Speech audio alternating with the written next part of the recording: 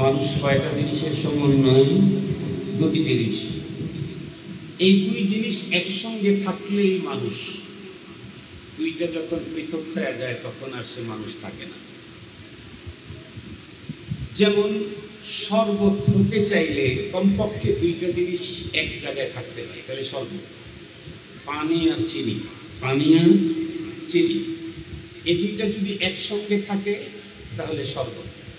আরো অনেক কিছু লাগে ওই শরবতের সৌন্দর্য বর্ধনে, কিন্তু শরবতের অস্তিত্বের জন্য দুইটা জিনিস দরকার, পানি আর চিনি। চিনি মানা হলো মিষ্টি জিনিস। এই দুইটা যদি এক জায়গায় থাকে তাহলে শরবত। আর যদি পানি থাকে বঙ্গোপসাগরে আর চিনি থাকে যদি সুগার মিলে তাহলে জীবনেও শরবত হবে না। কি বলেন আপনারা? পানি আর চিনি যদি ভিন্ন জায়গায় থাকে কিয়ামত পর্যন্ত শরবত হবে কি? শরবত হতে চাইলে দুইটা জিনিস একসঙ্গে থাকতে হয়, কমপক্ষে দুইটা, পানি আর চিনি। মানুষ হতে চাইলে দুইটা জিনিস লাগে, একটা হলো বডি আর একটা হলো আত্মা।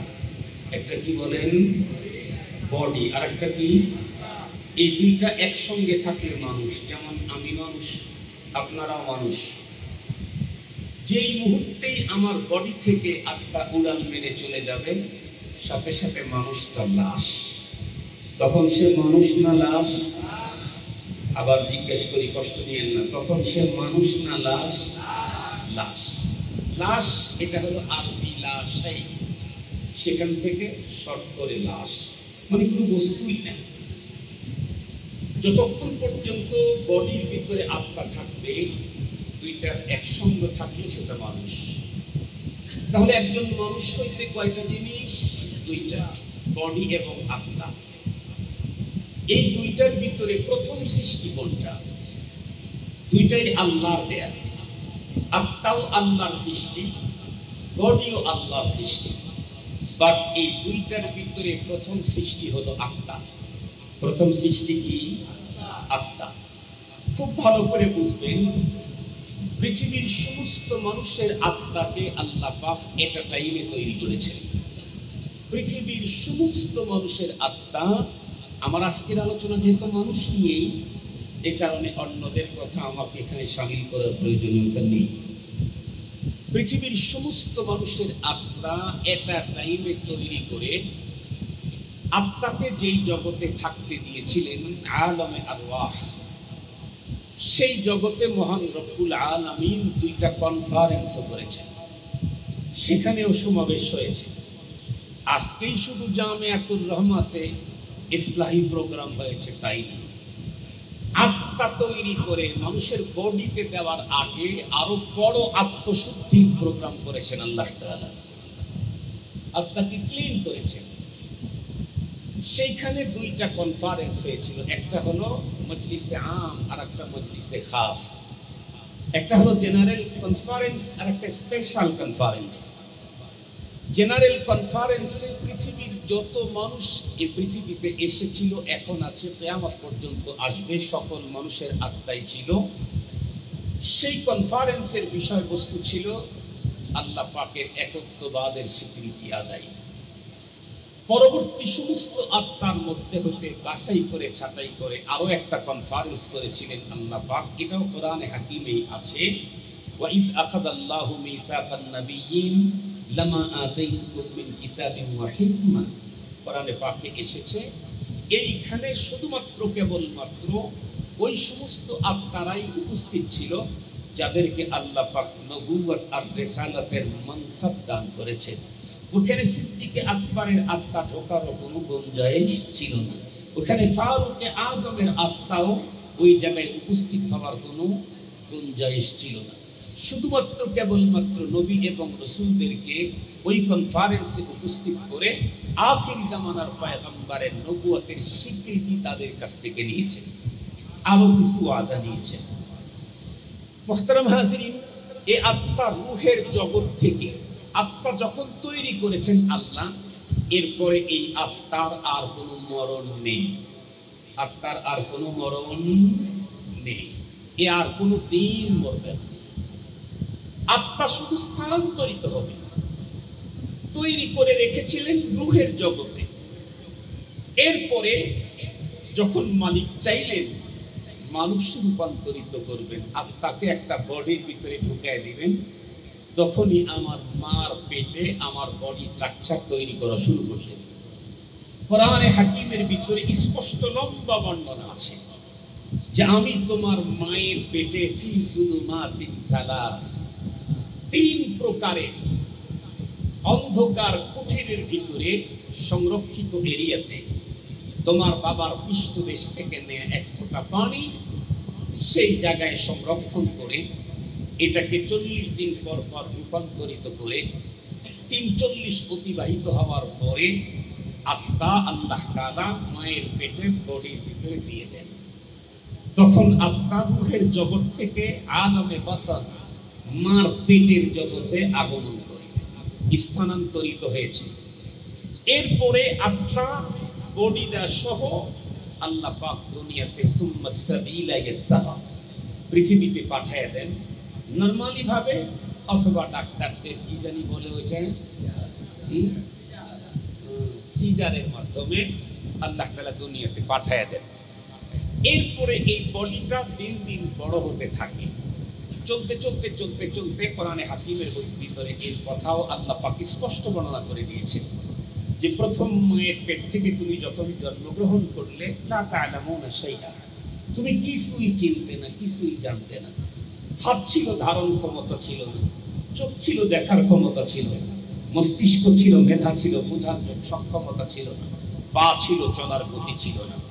তিন দিন চলতে চলতে তোমার পায়ে আমি পাওয়ার দিলাম, তোমার হাতে ধারণ ক্ষমতা আমি দিলাম, তোমার চোখে দেখার শক্তি আমি দিলাম, তোমার মস্তিষ্কে বোঝার ক্ষমতা আমি দিলাম, তোমার মুখে বলার ক্ষমতা আমি দিলাম, তোমার কানে শ্রবণের ক্ষমতা আমি দিলাম। এরপরে কেউ কেউ তো কিছুদিন পরেই হয়তো চলে যায়, কেউ বা একটু বড় হতে হতে আবার বেশি বয়সে উপনীত হয়ে পূর্বের মতো আবার ছোট হতে থাকে মানুষ। এটি হলো আমাদের পৃথিবীতে আল্লাহ পাক লালন পালনের পদ্ধতি। এরপরে আমরা দুনিয়ার থেকে চলে যাব। যখন আমরা দুনিয়ার থেকে মারা যাব তখন আমার বডি থেকে আত্মাটা পৃথক হয়ে যাবে, আত্মা মরে যাবে না। আত্মাটা কি হবে না? মরে যাবে না, সরে যাবে। মৃত্যুর কারণে আত্মা মরে যায় না সরে যায়? কথা বলেন না কেন ভাই? মরে যায় না সরে যায়? সরে যায়। কোথায় যায়? ইল্লিন অথবা সিজ্জিন, কোনো এক জায়গায় যায়, বডিটা ওখানে পড়ে থাকে। মুসলিম হলে কবর, হিন্দু হলে চিতায় পড়ানো, অন্য কেউ হলে তাদের পদ্ধতিকে শেষ করে দেয়। খুব ভালো করে বুঝবেন, এই আত্মা এবং বডি উভয়টার সমন্বয় হলো মানুষ। আমি জিজ্ঞেস করতে চাই, আত্মা আগে না বডি আগে? বডি এসেছে অনেক পরে, আবার চলে গেল কিছুদিন পরে। আত্মা মরে নাই, সরে গেছে, অন্য জায়গায় স্থানান্তরিত হয়েছে। এরপরে ময়দানে মাহশরে আল্লাহ পাক এই আত্মাতে বডি, সুন্দর বডি দিয়ে দিয়ে আত্মা ওর ভিতরে দিয়ে দিবেন। তাহলে আত্মা আর জীবনেও মরবে না। বডি এসেছে অনেক পরে, 70, 80, 90 বছর পরে এটি হারিয়ে যায়। নিঃসন্দেহে এই বডির পিছনেও মেহনত দরকার আছে না নাই? এই বডিকে সুস্থ রাখতে হয় অনেক রোগ থেকে, অনেক জীবাণু থেকে, অনেক জার্ম থেকে এই বডিটাকে সুস্থ রাখতে হয়। আমরা এই পৃথিবীতে আসার পরে আমাদের যত মেহনত, যত কাজ, যত প্রোগ্রাম, যত সাজেশন যা আছে, 100-র ভিতরে 99টাই হচ্ছে এই বডির জন্য। কথা বলেন না কেন ভাই? এদেশের সরকারের যত বাজেট আছে, যত হাজার কোটি মিলিয়ন ডলারের বাজেট আছে, সবগুলি এ বডির জন্য, আত্মার জন্য এদেশের সরকারের কোনো বাজেট নাই। শুধু সরকারের যে বাজেট নাই তা না, আমাদের নিজেরও কোনো বাজেট নাই। আত্মার জন্য আমাদের নিজেরও কোনো বাজেট নাই। গভীরভাবে কথাগুলি বুঝবেন। এটা ওয়াজ মাহফিল না যে সুর সাত দিয়া সুন্দর শের, কবিতা, বাংলা, ইরান, তুরানের গান টান দিয়ে আপনাদের কানকে একদম তৃপ্তি দিয়ে উঠায়া দিলাম, দরকার নেই। এটা সেই মাহফিল না। এটা হলো নিজের আত্মশুদ্ধির মাহফিল, নিজেকে শুদ্ধ করার মাহফিল। আমি আমার পরপারের জীবনে নিরঙ্কুশ মুক্তি কেমনে হবে, পরপারে সুখ আর শান্তি নিশ্চিতের প্রেসক্রিপশনটা কি সেটি এখান থেকে দেওয়া হবে। কিন্তু দুঃখের সাথে বলতে হয়, মাঝে মাঝে আমি কথাটা বলি, ঢাকা শহরে কোনো কোম্পানির গাড়ি চলতে চলতে চলতে চলতে লক্কর চক্কর যখন ধরে যায়, তখন বিআরটি থেকে ইয়া দিয়ে দেয় যে এই গাড়িটা চলতে পারে না, এর ফিটনেস নাই। রাত্রে সকালবেলা যখন ঘোষণা দিল, তামাম রাত ওই গাড়িগুলার কালার চেঞ্জ হয়, নাম চেঞ্জ হয়, পরের দিন আবার ওই গাড়িগুলাই চলে, শুধু নামটা পরিবর্তন হয়, ইঞ্জিন আগেরটাই, বডিও আগেরটাই। আমাদের দেশেও তাই। ওয়াজ মাহফিলগুলা মূলত ছিলই হলো, এদেশের সব মানুষ তো আর মাদ্রাসায় এসে দিন শিখে না, সমস্ত মানুষ খানকার সাথে সম্পর্ক রাখে না, সমস্ত মানুষগুলি দাওয়াতে তাবলীগের সাথেও থাকে না, অথচ সমস্ত মানুষকে তো মুসলিম হয়েই মরতে হবে। কোরআনে পাকে আল্লাহ পাকের নোটিশ আছে, ইয়া আইয়ুহাল্লাযীনা আমানু ইত্তাকুল্লাহা হাক্কা তুকাতি ওয়া লা তামুতুন্না ইল্লা ওয়া আনতুম মুসলিমুন। মুসলিম হয়েই আমাকে মরতে হবে, এটা কোরআনে পাকের নোটিশ। নোটিশ পাওয়ার পরেও এদেশের শতকরা 15% মানুষও ইসলাম শিখার কোনো ফিকির নাই, কোনো ব্যবস্থা তাদের নাই। এজন্য আমাদের আহলে হক উলামায়ে কেরাম তাদেরকে উন্মুক্ত পদ্ধতিতে ব্যবসা করবা, চাকরি করবা, অন্য কোনো পেশাজীবী মানুষ, এরপরেও তোমাকে দ্বীন শিখতে হবে, ইসলাম শিখতে হবে। তাই আসো, সপ্তাহে একদিন, মাসে একদিন, 15 দিন পরে একদিন, বছরে একদিন উন্মুক্ত দাওয়াতের ব্যবস্থা করা, দ্বীনি মাহফিলগুলাতে দ্বীন শিখানো। দুঃখের সাথে বলতে হয়, সময়ের পরিবর্তনে দ্বীনি মাহফিলগুলাতে এখন দ্বীন শিখানো হয় না। এখন দ্বীনি মাহফিলগুলাতে দ্বীনদারদের কোনো ডিমান্ডই নাই। এখন তো দ্বীনি মাহফিল গায়ক আর কি বলে ওর নাম, শিল্পীদের দখলে চলে গেছে। দ্বীনি মাহফিলগুলো এখন কমেডিয়ান যারা, শিল্পী যারা, তাদের দখলে। শিল্পী হলেই 50,000 টাকা বিজি, 80,000 টাকা বিজি, অথচ তাকে পড়াইছে যে ওস্তাদ শেখুল হাদিস, শেখুল তাফসীর, তার আলোচনাই পাবলিক শুনতে চায় না। ওই প্রোগ্রাম, ওই মজলিসটা যখন প্রায় একটু আসল উদ্দেশ্য থেকে ভিন্ন পথে চলে যাচ্ছে, তখন হাল জামানার বুজুর্গরা ইসলামী প্রোগ্রাম শুরু করলেন। কিন্তু দুঃখের সাথে বলতে হয়, ঢাকা শহরের সেই গাড়ির মতোই, কি ইঞ্জিন আগেরটাই, ওই বডিও আগেরটাই, শুধু নাম আর কালার পরিবর্তন। এখন আমাদের দেশে ইসলামী প্রোগ্রামগুলো ওই সেই বক্তাগুলাদেরকে দিয়েই এখন ইসলামী প্রোগ্রামে ওয়াজ করা হয়। এই জন্য ইসলামী প্রোগ্রামে আসার পরে মানুষের ইসলাহ হয় না, বরং পিছলা হয়ে যায়। আর এটা হলো আমাদের দ্বীনি ইনহিতাত। এটা আমি আমার মনের দুঃখের দুইটা কথা বললাম আর কি। লা তালুমনি আও ফালুমনি ইন্নামা কুলতু মা কুলতু ওয়া বি আমরুন জালাল। মুহতারাম হাজিরিন, তো এই কারণে আমি যে আত্মশুদ্ধি করতে এসেছি, এই জন্য কথাগুলি একটু গুরুত্বের সাথে শুনবেন। কত গরম, কত কাজ রেখে এখানে এসেছেন। তাহলে আমার বডির পিছনে আমার খুব ফিকির, স্কিনটা যেন ভালো থাকে, চোখটা যেন পাওয়ার থাকে, কানটা যেন নষ্ট না হয়, মাথা যেন, ব্রেনটা যেন সমস্যা না হয়, আমার হাতটা যেন কখনো শক্ত হয়ে না যায়, অবশ হয়ে না যায়, আমার মস্তিষ্ক যেন ঠিক থাকে, আমার স্বাস্থ্যটা যেন সুন্দর থাকে, চেহারা যেন সুন্দর থাকে, এ নিয়ে বহু ফিকির। আমার যেন চেয়ারটা ঠিক থাকে, আমার যেন পাওয়ার দিন দিন বাড়তে থাকে, আমার জনপ্রিয়তা যাতে বাড়তে থাকে, আমার মানুষের ভিতরে আমার মর্যাদা যাতে আরো বাড়তে থাকে। যা কিছু ঘটতেছি, যার পিছনে দৌড়াইতেছি, সবই তো এই বডি। অথচ এই বডিটা আসছে অনেক পরে, কয়েকদিন পরে আবার চলে যাবে। আমি তো শুধু বডি না, মানুষ তো শুধু বডির নাম না, মানুষ তো দুইটা জিনিসের সমন্বয়, আত্মা এবং বডি, উভয়টা মিলে মানুষ। তো আমি বডির পিছনে এত শ্রম দিলাম, আমি আমার আত্মার পিছনে শ্রম দিয়েছি। অথচ আত্মা এমন এক জিনিস, যেদিন তৈরি হয়েছে তারপরে আর কোনো দিন তার মরণ নাই। বডির পিছনে যতই মেহনত করি, এই বডি একদিন মরে যাবেই যাবে, শেষ হবেই হবে। আত্মা কখনো শেষ হবে না। এর চাইতে বড় মজার কথা হলো, পরপারে যখন মালিকের দরবারে দাঁড়াবো, সেই দিন আমার বডি সংক্রান্ত কোনো জিজ্ঞাসাই করা হবে। উন্নত বডি, মিশর আরবে জন্মগ্রহণ করে অত্যন্ত সুন্দর স্কিন নিয়ে যে লোকটা মরে গেল, কোনো ফজিলত নাই। হাবশা আর নাইজেরিয়ার চূড়ান্ত কালো চামড়া নিয়ে যে লোকটা মরে গেল, এর কারণে বড় পরপারে তার কোনো ঝামেলাই নেই। লা ফাসলা লিআরাবিয়্যিন আলা আজামিয়্যিন ওয়ালা লিআজামিয়্যিন আলা আরাবিয়্যিন সুম্মা তালা ইন্নামা আকরামাকুম ইনদাল্লাহি আতকাকুম। খুব ভালো করে বুঝবেন, যেই বডির পিছনে মেহনত করতেছি এই বডির পরপারে কোনো ভ্যালুই নেই, এই বডির পরপারে কোনো ভ্যালুই নেই, বরং পরপারে ভ্যালু কিসের? আত্মা। আল্লাহর কোরআন আল্লাহ তাআলা বলেন, ইয়াউমা লা ইয়ানফাউ মালুন ওয়ালা বানুন ইল্লা মান আতাল্লাহা বিকলবিন সালিম। আল্লাহ তার নিজের জবানে বলেন, সম্পদ আর সন্তান, সম্পদ আর সন্তান, যার পিছনে তুমি সারা জীবন দৌড়াইলা, লা ইয়ানফা, এটা পরপারে কোনো ফায়দাই তোমাকে দিবে না। এই আয়াতে কিছু ফায়দা দিবে, কিন্তু কন্ডিশনে যেতে হবে, তারপরে ফায়দা হবে। তো ফায়দা হবে কিসের? ইল্লা মান আতাল্লাহা বিকলবিন সালিম।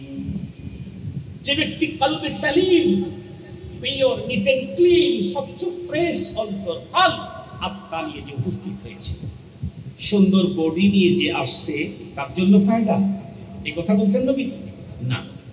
এ কারণে ইতিহাস খুঁজে দেখেন, সাইয়্যিদিনা আদম আলাইহিস সালাম থেকে শুরু করে হযরত রাসূল করিম সাল্লাল্লাহু আলাইহি ওয়াসাল্লাম মুসাদ্দিকুল আম্বিয়া খাতামুন নবিয়্যিন জনাবে মুহাম্মদুর রাসূলুল্লাহ সাল্লাল্লাহু আলাইহি ওয়াসাল্লাম পর্যন্ত যত নবী রাসূলগণ এসেছেন, কোন নবী রাসূলগণ মানুষের বডির উপরে মেহনত করেন নাই, তাদের মূল মেহনত ছিল মানুষের আত্মার উপরে।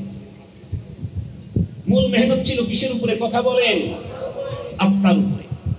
আমি জিজ্ঞাসা করতে চাই, মরণের পরে কবরের ভিতরে যে জিজ্ঞাসাটা হবে, এই জিজ্ঞাসাটা মানুষের বডির জিজ্ঞাসা না আত্মার জিজ্ঞাসা? আত্মার জিজ্ঞাসা। আমার রব্বুক, এটা বডির না। আমান নবিয়্যুক, এটা বডির কাজ না। ওয়ামান হাদার রাজুলুল্লাযী বুইসা ফীকুম, এটাও বডির কাজ না। যে তিনটা জিজ্ঞাসা করা হবে, তিনটাই হলো আত্মার কাজ। তুমি তোমার অন্তরে রব্বনে কাকে মেনেছিলে? তুমি তোমার অন্তরে আল্লাহর পক্ষ থেকে মেসেঞ্জার কাকে ভেবেছিলে? তুমি তোমার অন্তরের ভিতরে তিন কোনটা তুমি তোমার অন্তরে জায়গা দিয়েছিলে?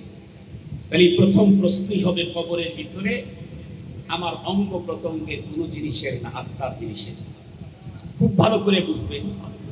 আর আল্লাহ পাকের কোরআন, দ্বীন আর হেদায়েত, এরা মানুষের মাথার উপরে দেওয়া হয় না, এটা মানুষের পেটের উপরে থাকে, বলতে থাকে না, এটা মানুষের হাতে থাকে না, এটা মানুষের পায়ে থাকে না, এটা মানুষের পিঠে থাকে না, এটা মানুষের পেটেও থাকে না। আল্লাহ পাকের কোরআনে আল্লাহ তাআলা কি বলেছেন? ওয়ালাকিন শারাহাল্লাহু সাদরাহু লিল ইসলাম। কথা বলেন না কেন? আর এক জায়গায় আল্লাহ কি বলেছেন? আর এক জায়গায় আল্লাহ তাআলা বলেন, নাযালনাহু আলা কলবিক। কোরআনে পাকের নুজুলের জায়গা হলো অন্তর। আল্লাহ পাক নিজে তার রাসূলের ব্যাপারে বলেছেন। ইসলামের জায়গা হলো শারাহাল্লাহু সাদর, এটাও অন্তর। ইসলাম খুব ভালো করে বুঝবেন। এই জন্য আমাদের প্রতিটি মানুষের জীবনে সবচাইতে গুরুত্বপূর্ণ বিষয় হলো আমার বডিকে সুস্থ সতেজ রাখার চাইতে অন্তরকে সুস্থ সতেজ রাখা বেশি দরকার। কারণ অন্তরটা হলো বডির জন্য সায়েকের মতো, এটা ড্রাইভারের মতো। ড্রাইভার যেমন হয়, সে যেমন হুকুম করে সবাই তেমন চলে। আরো সহজে বলি, প্রাইম মিনিস্টার, একটা দেশে অনেক উজির থাকে, প্রধান থাকে একজন। সমস্ত যত রকমের বাহিনী বলেন, পুলিশ বাহিনী বলেন, র্যাব বাহিনী বলেন, ডিজিএফআই বলেন, সিআইডি বলেন, ডিএসপি বলেন, সিআই, তারপরে এনএসআই বলেন, সমস্ত বাহিনীগুলি চলে কার হুকুমে? প্রাইম মিনিস্টারের হুকুম। প্রাইম মিনিস্টার যেমন হুকুম দেয়, ডিজিএফ তেমন চলে, ডিজিএফআই, সিআইডি, ডিএসপি, পুলিশ, আরো যা আছে সব তার হুকুমে চলে। আমাদের এই পুরা বডির ভিতরে একটা প্রাইম মিনিস্টার আছে। আল্লাহ পাকের রাসূল বলেন, আলা ইন্না ফিল জাসাদি লামুদগাহ ইযা সালুহাত সালুহাল জাসাদু কুল্লুহু ওয়া ইযা ফাসাদাত ফাসাদাল জাসাদু কুল্লু আলা ওয়া হিয়াল কলব আলা ওয়া হিয়াল কলব। নবীজি বলেন তোমার যে বডি আছে না, বাহিনী আছে না তোমার সাথে, হাত তোমার একটা বাহিনী, পা তোমার একটা বাহিনী, চোখ তোমার একটা বাহিনী, মুখ তোমার একটা বাহিনী, কান তোমার একটা বাহিনী। এটা সৈনিক, অনেক কাজ করে তোমার।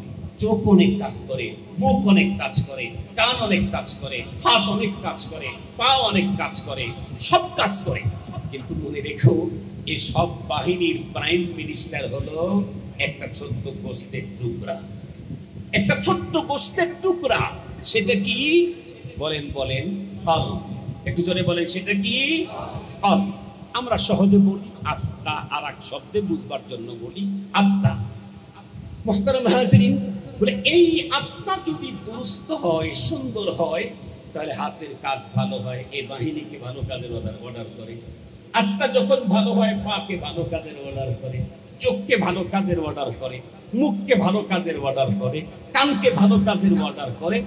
শুধু যদি ওই আত্মাটা খারাপ হয়, তাহলে হাত যত সুন্দরই হোক, কিন্তু তার হুকুমরান যে আছে সে খারাপ হওয়ার কারণে সুন্দর হাতটা তখন অসুন্দর কাজে লেগে যায়। হাতটা অনেক সুন্দর কিন্তু কাজ চূড়ান্ত অসুন্দর। ওই যে আমাদের দেশে আছেন একটা কথা, হাদিসে আছে, চেহারাটা ফেরেশতার মতো, কাজটা ইবলিসের মতো। চেহারা কার মতো? কথা বলেন। ফেরেশতার মতো, কাজ ইবলিসের মতো। মুহতারাম হাজিরিন, এজন্য আমাদের সবচেয়ে বেশি দরকার হলো আত্মার উপরে মেহনত করা। এটা সবচেয়ে বেশি দরকার। আমি আত্মার উপরে মেহনত করে করে আত্মাটাকে যদি রেডি করতে পারি, তাহলে ফুস্তু রাব্বিল কাবা, কাবার মালিকের কসম আমি কামিয়াব। আমাদের দেশের এক শ্রেণীর বক্তা আছে, তারা বক্তৃতা দিতে গিয়ে বলে যে আল্লাহ পাকের রাসূল মক্কাতুল মুকাররমাতে ছিলেন ক্বাবলাল হিজরাত 13 বছর। 13 বছর পর্যন্ত নবীজি মক্কায় থাকতে ইসলামের কমন কোনো লম্বা বিস্তৃতি ঘটাইতে পারেন নাই। মদিনাতে যাওয়ার পরে ইসলামের বিস্তৃতি হয়েছে একেবারে দুনিয়াব্যাপী। এজন্য তারা কি বলেন যে ব্যক্তি গঠনের চাইতে রাষ্ট্র পর্যায়ে ইসলাম প্রতিষ্ঠা এটা সবচেয়ে বেশি দরকার। এটা হলো তাদের বক্তব্য। আমাদেরও একটা গুরুত্ব আছে, আমরাও তো একদম গাধা না। আমরা তখন তাদেরকে জিজ্ঞাসা করি যে তাইলে আপনাদের কথায় মনে হচ্ছে যে মক্কার জীবনের চাইতে মদিনার জীবনে ইসলামের কাজ অনেক বেশি হয়েছে। তো আমি জিজ্ঞাসা করি, মক্কাতে 13 বছর রাখলেন নবীজিকে কে? কথা বলেন না কেন? নবীজিকে মদিনায় পাঠাইলেন কে? তো মক্কার চাইতে মদিনায় গেলে ইসলামের কাজ বেশি হবে, এটা আল্লাহর আগে থেকে জানা ছিল। কথা বলেন না কেন? জানা ছিল, জানা ছিল, জানা ছিল। আল্লাহ পাক জানতেন যে মদিনায় গেলে দ্বীনের কাজ বেশি হবে, তাহলে নবীজিকে 5 বছর মক্কায় রেখে সব বছর মদিনায় পাঠিয়ে দিলেন না কেন? পুরো টোটাল জীবন মদিনায় পাঠিয়ে দিতেন, ইসলামের আরো বেশি কাজ হয়ে যেত। না না না, আমার আর আপনার মতো রব না, রব তো সব। আমার বুঝ আর আমার রবের বুঝ এক না। খুব ভালো করে মনে রাখবেন, মক্কার জীবনে পয়গম্বর মানুষের কলবের উপরে রাজত্ব করেছে। মক্কার জীবনে কিসের উপরে? মানুষের কলবের উপরে, আত্মার উপরে মেহনত করেছেন। আত্মার উপরে মেহনত করে করে করে করে করে করে তাদের আত্মাকে 100% নিট এন্ড ক্লিন করে ফেলেছেন। এই পরীক্ষা নিয়েছেন স্বয়ং আল্লাহ তাআলা। আল্লাহ তাআলা বলেন, উলাইকাল্লাযীনা ইমতাহানাল্লাহু কুলুবাহুম লিত্তাকওয়া। সাহাবায়ে কেরামের অন্তর, এই পরীক্ষা কোন নবীকে দিয়ে আল্লাহ নেন নাই, আল্লাহ নিজে তাদের অন্তরের পরীক্ষা নিয়েছেন। সুবহানাল্লাহ বলবেন কি? অন্তরের ভিতরে যখন 100% দ্বীন ইসলাম কমপ্লিট যখন জমে গেছে, এখন তাদেরকে নিয়ে এসে রাষ্ট্রে সেই ইসলাম প্রতিষ্ঠা করার জন্য রাসূল করিম সাল্লাল্লাহু আলাইহি ওয়াসাল্লাম মেহনত করেছেন। এজন্য মনে রাখতে হবে, খুব ভালো করে মনে রাখবেন, প্রথম কাজ হলো আমার অন্তরের উপরে মেহনত। অন্তর যত সুন্দর হবে, যত ক্লিন হবে, যত সুন্দর হবে, যত দামি হবে, আমার অঙ্গ প্রত্যঙ্গ দিয়ে যত কাজ করব এটার দাম তত বাড়তে থাকবে। সহজভাবে বোঝার জন্য একটা মিসাল দেই। আমরা নামাজ পড়ি না, আমরা রোজা রাখি না, আমরা হজ করি না, আমরা যাকাত দেই না। বলুন তো দেখি, আমাদের টোটাল জীবনের নামাজ আবু বকর সিদ্দিক, হযরত ওমর ফারুক, হযরত ওসমান, হযরত আলী রিদওয়ানুল্লাহি তাআলা আলাইহিম আজমাইন, ওনাদের কথা বাদ দিলাম। ওনারা তো প্রথম সারির পয়গম্বর, নবীজির একদম আদনা সাহাবী, যেই সাহাবীর নাম আমরা জানি না, এমন একজন আদনা সাহাবী, তার জীবনের 2 রাকাত নামাজ আর আমার 80 বছরের সারা জিন্দেগীর নামাজ সমান হবে কি? আর একটু জোরে বলেন। কেন? উনি তো আমার মতো রুকুই করেছেন, নাকি উনি এক রাকাতে রুকু 2টা করেছেন? কথা বলেন না কেন ভাই? উনার নাম হয় নাই, তার ওই হিসাব বেশি করা লাগে নাই, তাদের এত বেশি সেজদায় সুহু আসে নাই। আমি তো আরো 2টা করে সেজদা বেশি করলাম। এরপরে আমার পুরা জিন্দেগীর নামাজ সাহাবীর 2 রাকাত নামাজের সমান হয় না। কেন? কারণ হলো সাহাবীর দিলের মতো আমার দিল হয় নাই, সাহাবীর তাকওয়ার মতো আমার তাকওয়া হয় নাই। এজন্য সেজদা আমিও দিচ্ছি, সেজদা শেখুল হাদিসও দিয়েছেন, সেজদা আমিও দিচ্ছি, সেজদা হাফিজ হুজুরও দিয়েছেন, সেজদা আমিও দিচ্ছি, সেজদা গঙ্গোহী রহমাতুল্লাহ আলাইহি দিয়েছেন, সেজদা আমিও দিচ্ছি, হাকিমুল উম্মত থানভীও দিয়েছেন, সেজদা আমরাও দিচ্ছি, সেজদা মঈনুদ্দিন চিশতি দিয়েছেন। খাজা মঈনুদ্দিন চিশতি নফল নামাজের 2টা সেজদার পরে আবেদন আসমানে মঞ্জুর হয়ে জমিনের ভিতরে তার প্রতিফলন ঘটে। আর আমরা সেজদা দিয়ে কাঁদতে কাঁদতে চোখের পানি শেষ হয়ে রক্ত বের হতে থাকে, এরপরেও আসমানে কোনো মদত দেখতে পাই না। কেন? সেজদা তাকতা যেমন আমারটাও তেমন। সমস্যা কোথায়? সমস্যা হলো দিল এখনো তৈরি হয় নাই। সমস্যা হলো দিল তৈরি হয় নাই। সেজদা দেখতে সমান, কিন্তু ভিতরে আসমান জমিনের ফারাক। কেমন ফারাক? আপনাদেরকে একটা মিসাল দিলে খুব ফাইন বুঝবেন, একেবারে ওয়াজাহাত হয়ে যাবে। আমি আমার ছাত্র জামানায় আল্লাহর মেহেরবানি আমি আলোচনা করতে পারতাম। ছাত্র জামানায় আমার আব্বার প্রতিষ্ঠিত সিরাজগঞ্জের অনেক প্রবীণ মাদ্রাসা, ওই মাদ্রাসা আমি পড়েছি মিশকাত শরীফ পর্যন্ত। তো প্রশিক্ষণমূলক বক্তৃতা সেমিনার হতো সাপ্তাহিক, মাসিক। আল্লাহর মেহেরবানিতে আমি যতবার তারাইছি বক্তৃতা দেওয়ার জন্য ততবার একটা প্রাইজ পাইছি। গ্রামের মাদ্রাসার প্রাইজ হলো 3 টাকা দামের ছুটি বই।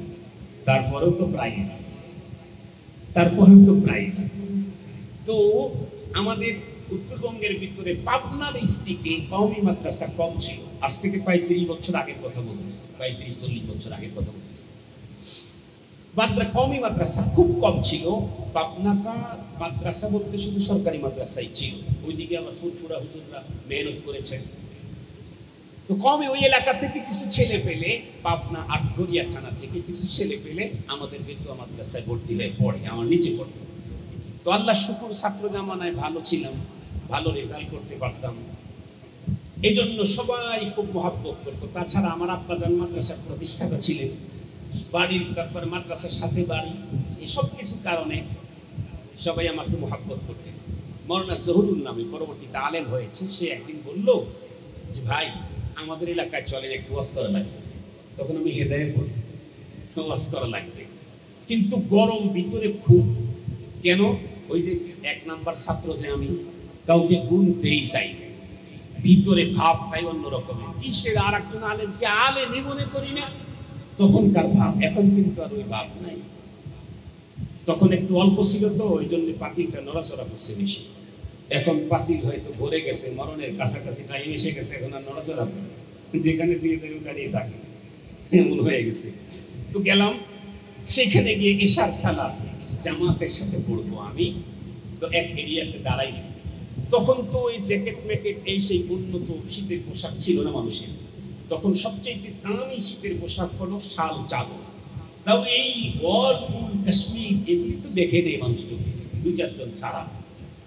তো এক সাইডে আমরা দাঁড়াইছি, নামাজ পড়া শুরু করছি। যেই রুকুতে গেছে চাদরের এক সাইডটা পড়ে গেছে এক ছেলে, রুকুর থেকে ওঠার সময় চাদরের সাইডটা ধরে জোরে করে এরকম করে ঝাঁকি দিয়ে কাঁধের উপরে উঠেছে। ওর বাম পাশে যে ছিল চাদরটা যায় আমার চোখে লাগছে। তো প্রথম রাকাতে চোখে লাগছে তা কিছু বলে নাই, খালি একটু রাঙ্গা করে খালি একটু তাকাইছে। দ্বিতীয় রাকাতে গেছে একই কন্ডিশন, আবার যখন চাদরটা পড়ে গেছে ও টান দিয়ে উঠায় নিয়ে আবার জোরে মারছে, তো ও তখন আরো একটু রাঙ্গা চোখে তাকাইছে, কিছু বলতে চায় কিন্তু নামাজের মধ্যে আবার আছে। তৃতীয় নাম্বার যখন আবার চোখ গেছে, যাওয়ার পরে যখন আবার এরকম করে করছে ওর চোখে লাগছে, ও চিন্তা করছে নামাজের চাইতে আগে এই অন্যায়ের প্রতিবাদ করা দরকার। ও মনে করছে, ও ইজতিহাদ করছে, পরে কি এর নামাজ সাইডে দিয়ে বক্সিং মারছে ওরে। ও যখন বক্সিং মারছে ও তখন ওকে মারছে, ওর পক্ষের লোকেরা ওর দিকে, এর পক্ষের লোকেরা এর দিকে, মোটামুটি আমাদের জামাতের 3 ভাগের 1 ভাগ লোকের নামাজ শেষ। সমস্যাটা কি ছিল? চাদরের একটু আঘাত চোখে লেগেছে। এটা হলো আমাদের নামাজের কন্ডিশন। সাহাবীদের নামাজের কন্ডিশন কি? ইতিহাস আপনাদের জানা, এটা সবসময়ই বলা হয়। বিশ্বনবীজি কোনো এক যুদ্ধে 2 জন সাহাবীকে বললেন তোমরা রাত্রে পাহারাদারি করো।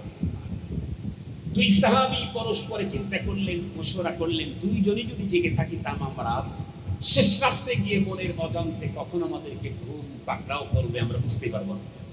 আমরা যখন ঘুমিয়ে যাব তখন পয়গম্বরের উদ্দেশ্য ফৌত হবে।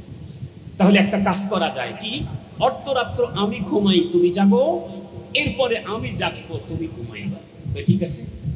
যেই সাহাবীকে জাগতে দেওয়া হয়েছে প্রথম অর্ধ, ওই সাহাবী জাগতেছে আর চিন্তা করতেছে শুধু শুধু জেগে থাকাটা কেমন হয়, শুধু শুধু জেগে থাকাটা কেমন হয়। অবশ্য নামাজের শুরুতে জেগে থাকি, তাহলে তো একটা কাজ হইল। আল্লাহু আকবার বলে নামাজে দাঁড়ায় গেছেন। নামাজে যখন দাঁড়ায় গেছেন, তিলাওয়াত যেটা হচ্ছে এটা মুখের থেকে না, এটা হচ্ছে কলব থেকে। ইন্না ফিল জাসাদি লামুদগাহ, যেই জায়গার উপরে আল্লাহ কোরআন নাযিল করেছেন, আল্লাহ তার রাসূলকে বলেছেন আমি আপনার কলবের উপরে নাযিল করেছি। এই কলব থেকে যখন কোরআনে পাকের তিলাওয়াত মুখ দিয়ে যখন উচ্চারিত হচ্ছে, এত মজা পাচ্ছেন উনি, এত মজা পাচ্ছেন। দূর থেকে এক শত্রু চিন্তা করলো মানুষের মতো দেখা যায়, দেখি তো মানুষটা অন্য কিছু, তীর মারছে, সাহাবীর পায়ে ঢুকে গেছে, রক্ত দরদর করে পড়তেছে। সাহাবী তেলাওয়াত বন্ধ করে না কেন? কলব তৈরি হয়েছে, নিট এন্ড ক্লিন, স্বচ্ছ ফ্রেশ, কেউ নেই অন্তরে, শুধুই আল্লাহকে স্থান দিয়েছে। হর তামান্না দিল সে রখসত হো গয়া, আব তো আজা, আব তো খলওয়াত হো গয়া। মুহতারাম হাজিরিন, আরেকটা তীর মারছে না, তীরের আঘাতে রক্ত বের হয়, এটার যে কষ্ট, এর চাইতে তিলাওয়াতের মজা অনেক বেশি। রক্ত বের হচ্ছে, এটার যে কষ্ট, তার চাইতে তিলাওয়াতের মজা অনেক বেশি। এই জন্য উনি নামাজ ছাড়তে রাজি নেই। তৃতীয় নাম্বার, আবারও যখন তীর মেরেছে, সাহাবী তখন চিন্তা করলেন, আরে আমার রক্তক্ষরণ হতে হতে যদি আমি মরে যাই, আমি যদি আমার সাথীকে জাগাইতে না পারি, তাহলে ওই শত্রু আক্রমণ করলে তো নবীজির উদ্দেশ্য ফৌত হয়ে যাবে। একমাত্র এই কারণেই সাহাবী সালাম ফিরায়া তার সাথীকে জাগায় দিয়েছেন। তাছাড়া তীরের আঘাতে আঘাতে জীবন চলে যেত, কোরআনে পাকের নামাজের তিলাওয়াতের মজা শেষ হতো না। আমার তিলাওয়াতে মজা হয় না কেন? হুজুর একটু লম্বা টাইম দাঁড়ায় নামাজ পড়লেই সভাপতির অভিযোগ আসে, লম্বা দোয়া করলে সভাপতির অভিযোগ আছে, কত কাজ আছে না আমাদের। কেন? কারণ মজা নাই যে, মজা নাই যে। এই মজা তৈরি করতে চাইলে দিল তৈরি করতে হবে। এজন্যই আমাদের বিশ্বনবী জনাবে মুহাম্মদুর রাসূলুল্লাহ সাল্লাল্লাহু আলাইহি সাল্লাম সর্বপ্রথম কাজ হলো মানুষের অন্তরের উপরে মেহনত করা। অন্তরের উপরে মেহনত করে করে অন্তর যখন রেডি করে ফেলেছেন, এখন আর কোনো পেরেশানি নাই। এই অন্তর রণাঙ্গনে দিলেও সেখানে টুকরো টুকরো হয়ে যাবে, কখনো ব্যাগে আসবে না। এই অন্তর যদি রাজপ্রাসাদের সবচাইতে বড় চেয়ারে বসানো হয়, সেখান থেকে ইনসাফের সুঘ্রাণ বের হবে। কখনো জুলুম, কোন খুনের মতো নেককারজনক দুর্গন্ধ কখনো সেখান থেকে বের হবে না। এই অন্তরটাকে সেনাবাহিনীর প্রধান করে দিলে, কাউকে উঠে নিয়ে কোটি কোটি টাকা আত্মসাৎ করে নির্মম নির্যাতনের শিকার কেউ হবে না। এই অন্তরটাকে যখন মাদ্রাসার ইহতিমামের চেয়ারে বসানো হবে, তখন মানুষের কষ্টে অর্জিত সম্পদ মাদ্রাসায় যা দেওয়া হয় এটাও কখনো খেয়ানত হবে না। মুসলমানের সন্তান কখনো খেয়ানত হবে না। যতক্ষণ পর্যন্ত দিল তৈরি না হবে ততক্ষণ পর্যন্ত যেখানে দেওয়া হবে সেখানেই সমস্যা। এই জন্য মুহতারাম হাজিরিন, সবচেয়ে বড় কথা হলো আমি তো মরেই যাব, মরতে হবে, নাকি বলেন? আমি তো মরেই যাব, মরতে হবে। কখন জানি না। লিকুল্লি উম্মাতিন আজাল, লিকুল্লি উম্মাতিন আজাল, ইযা জাআ আজালুহুম লা ইস্তাখিরুনা সাআতান ওয়া লা ইস্তাকদিমুন। मौत जिस दिन आ गया मुर्दा की हालत, मौत जिस दिन आ गई दुनिया की हालत क्या हुई। रूह तन से उड़ गई मुर्दा की हालत क्या हुई। जब मलाकुल मौत आवेगे तुम्हारे सामने, फिर तुम्हें फुर्सत न मिलेगी लब हिलाने के लिए, फिर तुम्हें फुर्सत न मिलेगी लब हिलाने के लिए। इजन्नी कवि बोलें ये चमन सहारा भी होगा ये खबर बुलबुल को दो, ये चमन सहारा भी होगा ये खबर बुलबुल को दो, ताकि अपनी जिंदगी को सूझ कर कुर्बान करे, ताकि अपनी जिंदगी को सूझ कर कुर्बान करे। আমরা যেই ফুল সজ্জায় সাইত, আমরা যেই সুন্দর শস্য শ্যামল সোনার বাংলাদেশে বাস করছি, মনে রাখতে হবে এই সোনার বাংলাও একদিন শেষ হয়ে যাবে। হাত্তাকে কাবা পর্যন্ত শেষ হয়ে যাবে। पहाड़े फाड़े जाएगी ज़मी पर ज़लज़ला होगा, मोहम्मद तख्त पर होगी अदालत पर खुदा होगा। मदीनातुल मुनव्वरा टुकड़ो टुकड़ो হয়ে যাবে, মক্কাতুল মুকাররমা টুকরো টুকরো হয়ে যাবে, আসমান জমিন ফেটে যাবে। ইদা সামাউ শাক্কাত, আমার কথা না কোরআনে পাকের কথা? কোরআনে পাকের কথা। তো আসমান জমিন টুকরো টুকরো হবে, তো আমি বাঁচবো কেমনে? আমার বাঁচার কোনো কায়দা নাই। কুল্লু মান আলাইহা ফান ওয়া ইয়াবকা ওয়াজহু রাব্বিকা যুল জালালি ওয়াল ইকরাম। সবই তো শেষ হয়ে যাবে, সবই তো শেষ হয়ে যাবে, আমিও শেষ হয়ে যাব।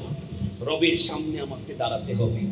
তো রবের সামনে যখন দাঁড়াবো, সুন্দর স্বাস্থ্য বানিয়েছিলাম, কাজ হবে কি? ইয়াউমা লা ইয়ানফাউ মালুন ওয়ালা বানুন ইল্লা মান আতাল্লাহ বিকলবিন সালিম। রবের সামনে আমাকে যেতেই হবে, আমি যাব।